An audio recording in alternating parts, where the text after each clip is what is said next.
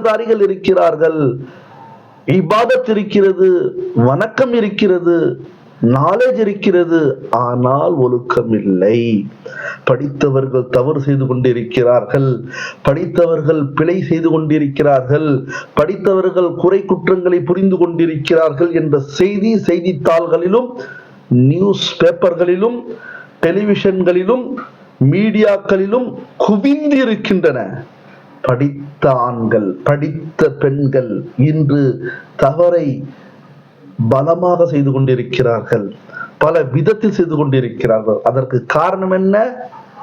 இன்னைக்கு குடிக்கு அடிமை படித்தவர்களா படிக்காதவர்களா?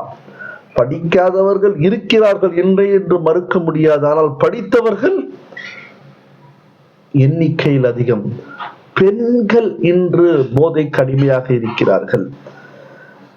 அந்த பெண்களில் பல பேர் படித்தவர்கள் தான்.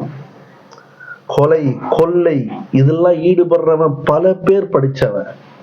அப்ப என்ன தெரியுது? ஒழுக்கம் இல்லாத படிப்பு இருக்கிறது என்று சொன்னால் இது மிகையல்ல, கசப்பான உண்மை. பல முதியோர்கள் வணக்கம் பார்த்தீங்கன்னு